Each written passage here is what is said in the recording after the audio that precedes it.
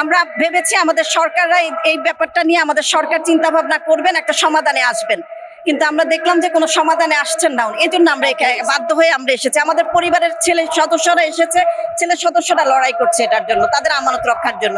এখন আমি নিজে আমার আমানত রক্ষার জন্য এসেছি। কেন আসছি? আমরা আমাদের আমানত রক্ষার জন্য আসছি। ক্লিয়ার। আমার অ্যাকাউন্ট আছে, আমি একজন অ্যাকাউন্ট হোল্ডার। আমি, আমার বাবা মা, আমার ভাই, আমার সন্তানেরা, এভরিথিং, আমার পরিবারের প্রত্যেকটা মেম্বার ইসলামী ব্যাংকের গ্রাহক। প্রত্যেকটা মেম্বার, আমার পরিবারের মেম্বাররা আসলে এখানে তো দাঁড়াতে পারতো না, এরকম অবস্থা। আমরা মানসিক ভাবে ছিলাম, রাস্তায় হয়তো আসিনি, আমরা মহিলারা আসিনি। আমরা ভেবেছি যে আমাদের সরকার আমরা ভেবেছি আমাদের সরকাররা এই ব্যাপারটা নিয়ে আমাদের সরকার চিন্তা ভাবনা করবেন, একটা সমাধানে আসবেন, কিন্তু আমরা দেখলাম যে কোনো সমাধানে আসছেন না। এই জন্য আমরা বাধ্য হয়ে আমরা এসেছি। আমাদের পরিবারের ছেলে সদস্যরা এসেছে, ছেলে সদস্যরা লড়াই করছে এটার জন্য, তাদের আমানত রক্ষার জন্য। এখন আমি নিজে আমার আমানত রক্ষার জন্য এসেছি। আমরা চাচ্ছি এই চেয়ারম্যানের পদত্যাগ, একজন সৎ যোগ্য লোক যিনি আমানত রক্ষা করতে পারবেন, আমরা তাকে চাচ্ছি। আমরা ঋণ খেলাপিকে চাই না। আমরা আর কোনো নতুন পুনরাবৃত্তি হতে দিতে পারি না বাংলাদেশে। না, এখনো পর্যন্ত সরকার কোনো স্টেপ নেন নাই। আমরা এই জন্যই আজকে আমাদের নামতে হয়েছে। সরকার স্টেপ নিলে তো আমাদের নামতে হতো না। শুনেন, আমরা গ্রাহক, আমরা কোনো দলের ইন্ধন না। আমি একজন গ্রাহক, আমি এই জন্য এখানে এসেছি। ঠিক আছে, আমাদের প্রত্যেকের এখানে যতজন আছে, আপনি প্রত্যেকের এখানে প্রত্যেকের অ্যাকাউন্ট আছে। এটা তো জানা কথা যে আমরা ধর্মভিত্তিক মানুষ। আমরা যেখানে আমাদের শরিয়া ভিত্তিক যে ব্যাংক, সেখানেই তো আমরা গ্রাহক হব। এটাই তো স্বাভাবিক। এটা কি অস্বাভাবিক কিছু? এটা তো আপনারা প্রশ্ন করতেছেন, মানে ভিত্তি নেই। দেখেন আপনারা কতক্ষণ চলে, দেখেন কতক্ষণ চলবে, আমাদের দাবি মেনে নেওয়া পর্যন্ত আমরা আন্দোলন করে যাবো ইনশাল্লাহ। দেখেন, বিগত ফেসিবাদ আমলে আপনারা দেখছেন ব্যাংকগুলোতে কিভাবে ফেসিবাদের লোকজনেরা, লুটেরারা লুট করে নিয়ে গেছে। আমাদের কোটি কোটি টাকা এদেশ থেকে পাচার করছে সেই গোষ্ঠীর এই লোকজন। আবার এমন একটা আমানত সম্পূর্ণ ব্যাংক যেখানে আমরা আস্থা রাখি যে আমাদের আমানত থাকবে নিরাপদে, সেই জায়গায় সেই ফেসিবাদের লোকজনকে আবার ঢুকাতে চায়। এটা কি মানে একটা সভ্য সমাজে হতে পারে? পরিচিত, নির্ধারিত এবং নির্দিষ্ট মানুষ এরা যে করাপ্টেড, এদের প্রমাণ হাজার হাজার, তারপরে এদেরকে কেন এরকম একটা দেশ ক্ষতি হয়, জাতি ক্ষতি হয়, এমন একটা যাদের দ্বারা এরকম একটা প্রতিষ্ঠানে তারা দিতে চাচ্ছে, এর তীব্র প্রতিবাদ জানাচ্ছি আমরা।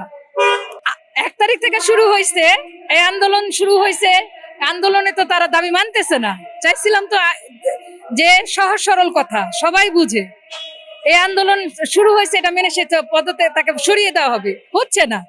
এই আন্দোলন না হওয়ার কারণে আমরা আজকে রাস্তায় নামতে বাধ্য হচ্ছি।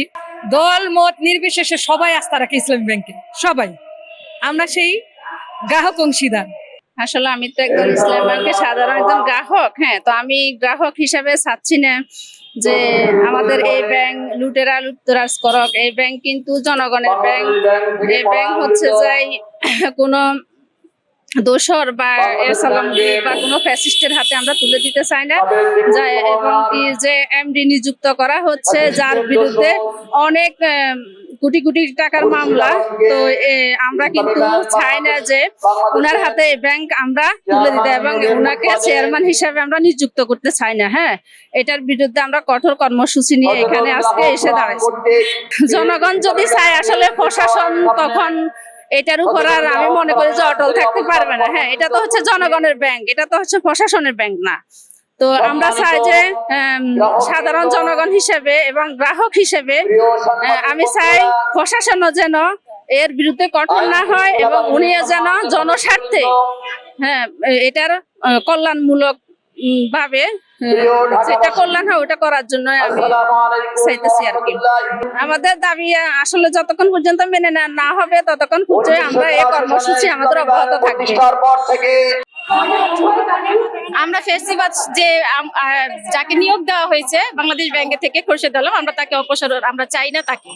আমরা তাকে এমডি হিসেবে চাই না ইসলামী ব্যাংকে, কারণ তার স্ত্রীরও ঋণ খেলাপি, সেও ইসলামী ব্যাংকের থেকে সেও ঋণ খেলাপি। তাহলে সেই ঋণ খেলাপিকে একটা ব্যাংকের এমডি হতে পারে না। তা আমরা সকলে, আমাদের এখানে কষ্টের অর্জিত টাকা, আমাদের কৃষক, শ্রমিক, আমাদের বাংলাদেশের সকল নাগরিকের এখানে একটা ব্যাংক আছে, নিরাপদ মনে করে আমরা কিন্তু এসে এখানে অ্যাকাউন্ট করি। তো সেই জন্য আমরা চাই না যে কোনো ঋণ খেলাপি এই ব্যাংকের এমডি হোক বা সে আমাদের এই টাকা পয়সাগুলো যাতে আমরা উত্তোলন করতে না পারি সেরকম একটা পরিস্থিতি সৃষ্টি হোক আমরা চাই না। আমরা চাই একজন আগে যেভাবে ইসলামী ব্যাংকটা নিয়ম শৃঙ্খলিত ভাবে চলছে, আমরা নিরাপদ মনে করছি, এখনো সেই নিরাপদ মনে করে আমরা ইসলামী ব্যাংকে টাকা জমা রাখতে চাই। আমরা ভেবেছি যে যে জনতা আন্দোলন শুরু করছে হয়তো সরকার সেটাকে মেনে নিবে, কিন্তু এখন দেখছি সে সরকার মেনে নিচ্ছে না। তাই আমরা গ্রাহকরা নেমে গেছি যে আমাদেরও তো দাবি আছে, একটা কর্তব্য আছে যে আমরা নিজেদের ব্যাংকটাকে, আমাদের নিজেদের অ্যাকাউন্টগুলোকে সুরক্ষার জন্যই তো আমরা এখানে আসছি। এতদিন আসি নাই এই জন্যই যে আমরা যেহেতু ছেলেদেরকে আমরা তো দেখতেছি টিভিতে, মিডিয়ার ভিতরে দেখতেছি প্রতিদিনই আন্দোলন হচ্ছে, প্রতিদিন আমাদের নিজস্ব চেতনা থেকেই কিন্তু আমরা এখানে আসছি। আমাদেরকে কেউ ফোর্স করে নাই, আমাদের অ্যাকাউন্টকে রক্ষা করার জন্য, ব্যাংককে রক্ষা করার জন্য আমরা এই ব্যাংকে কোনো দলের আমি তো মনে করি না। আমি মনে করি এই ব্যাংক বাংলাদেশের প্রত্যেকটা নাগরিকের, এবং প্রত্যেকটা নাগরিক আপনি দেখেন এখানে হিন্দু আছে, বৌদ্ধ আছে, খ্রিস্টান আছে, একজন কাজের বুয়া তারও আছে, আমার যে কাজের বুয়া তারও একটা অ্যাকাউন্ট আছে এখানে। তাই সেই বুয়া কি কোনো দলের? আপনি খোঁজ নিয়ে দেখেন একটা হিন্দু কি কোনো দলের? তা আপনি দল হিসেবে বিবেচনা করছেন কেন? আমরা দল হিসেবে তো কোনো বিবেচনা করি নাই। যার অ্যাকাউন্ট আসছে সেই গ্রাহক ফর্ম থেকে সেই আসছে, তার নিজস্ব চেতনা থেকে আসছে। আমাদের আন্দোলন চলবে যতদিন পর্যন্ত আমরা এই এমডি পদত্যাগ না করে ততদিন পর্যন্ত আমাদের আন্দোলন। ইসলামী ব্যাংককে ফেসিবাদ সরকারের হাত থেকে রক্ষা করার জন্য, ধ্বংসের হাত থেকে রক্ষা করার জন্য এখানে ছিলাম না, বিভিন্ন জায়গায় ছিলাম। আজকে আমাদের মধ্যে একটা চেতনা আসছে যে কোনো মতে যেহেতু সরকার আমাদের কথা শুনতেছে না বিক্ষিপ্ত ভাবে, তাই আমরা সম্মিলিত ভাবে এখানে আসছি। প্রধান দাবি হচ্ছে ইসলামী ব্যাংক থেকে বর্তমানে যে এমডি নিয়োগ হয়েছে তাকে অপসারণ এবং যোগ্য এবং ইসলামী ব্যাংককে ভালোবাসে, রক্ষা করতে পারে এমন ব্যক্তির নিয়োগ দেওয়া। জি, আমার অ্যাকাউন্ট আছে। আপনাদের কাছে যদি আমি প্রশ্ন করি, ইসলামী ব্যাংকে শুধু একটা দলের অ্যাকাউন্ট থাকে না? হিন্দু, খ্রিস্টান, বৌদ্ধ সবার অ্যাকাউন্ট আছে, যেহেতু সবার ব্যাংক, কাজে এটা কোনো ব্যক্তির, কোনো প্রতিষ্ঠানের বা সংগঠনের প্রতিষ্ঠান নয়। এটা আপনার সারা বাংলাদেশের যারা সুদমুক্ত জীবন চায়, নিরাপদ অর্থর বিনিয়োগ চাই, তাদেরই প্রতিষ্ঠান। এটা আমাদের উপর থেকে যে নির্দেশনা আসবে সেটা আমরা বলতে পারবো।